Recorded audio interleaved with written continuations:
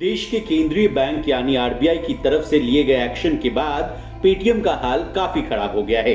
आग में घी डालने का काम बुरी खबरें कर रही हैं। पेटीएम और पेटीएम पेमेंट्स बैंक को लेकर ताजा अपडेट ये है कि लोग अब पेटीएम करने से कतरा रहे हैं।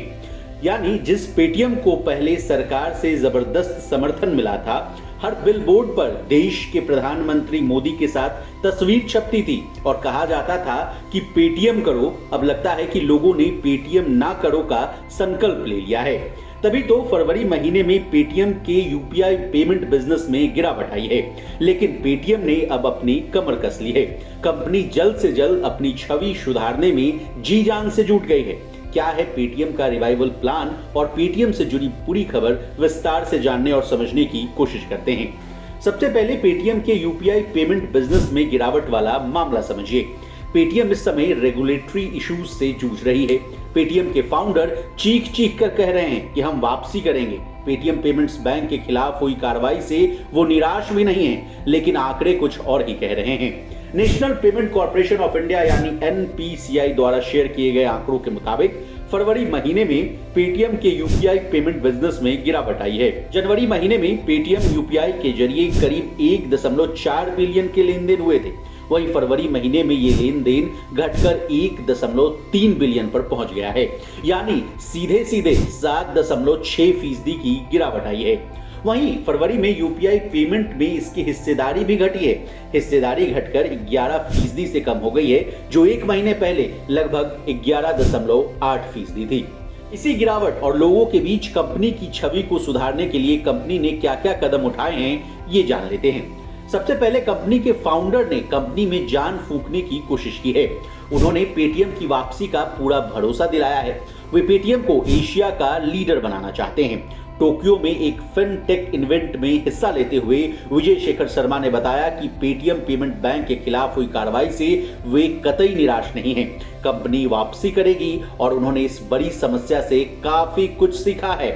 इसके बाद पेटीएम की छवि सुधारने के लिए पेटीएम पेमेंट बैंक के निर्देशक मंडल यानी बोर्ड ऑफ डायरेक्टर्स में भी काफी बदलाव किए गए। कंपनी के फाउंडर विजय शेखर शर्मा ने अपने पद से इस्तीफा दे दिया। वहीं सेबी के पूर्व चेयरमैन एम दामोदरन की अध्यक्षता में एक एडवाइजरी पैनल भी बनाया गया है।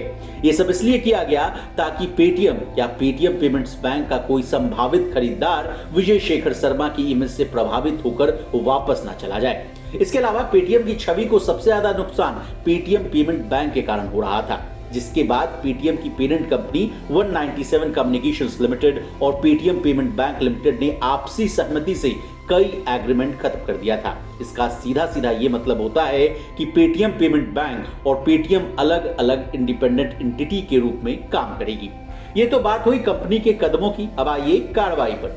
आपको तो पता ही होगा कि वित्त मंत्रालय की फाइनेंशियल इंटेलिजेंस यूनिट इंडिया, जिसको आप FIUIND के नाम से जानते हैं, उसने prevention of money laundering act के तहत अपने दायित्वों का उल्लंघन करने के लिए पेटीएम पेमेंट बैंक पर 1-2 नहीं बल्कि 5.49 करोड़ रुपए का जुर्माना लगाया था। लेकिन इस कार्रवाई पर पेटीएम पेमेंट्स बैंक का कहना है कि पेटीएम पेमेंट बैंक को एक बंद हो चुके बिजनेस सेगमेंट पर FIU का निर्देश हासिल हुआ है। दरअसल जुर्माना एक बिजनेस सेगमेंट के मुद्दे से जुड़ा हुआ है, जिसे 2 साल पहले ही क्लोज कर दिया गया था। उस समय के बाद कंपनी FIU के लिए अपनी निगरानी प्रणाली और रिपोर्टिंग सिस्टम को और मजबूत कर रही है। बता दें, इससे पहले 31 जनवरी को भारतीय रिजर्व बैंक ने पेटीएम पेमेंट बैंक लिमिटेड के खिलाफ बड़ा एक्शन लिया था। केंद्रीय बैंक ने पेटीएम की बैंकिंग सेवाएं 29 फरवरी तक बंद करने का आदेश दिया था, जिसके बाद डेडलाइन को बढ़ाकर 15 मार्च कर दिया गया है। पेटीएम पेमेंट बैंक पर हुई कार्रवाई के बाद पेटीएम के शेयरों में बड़ी गिरावट देखने को मिली थी। अब तक पेटीएम के शेयर 45% तक गिर चुके हैं। हालांकि देश की तमाम जांच एजेंसियों की कार्रवाई के बाद कंपनी जागी है। कंपनी अब अपने कस्टमर्स को रिटेन करने और छवि सुधारने पर काम कर रही है।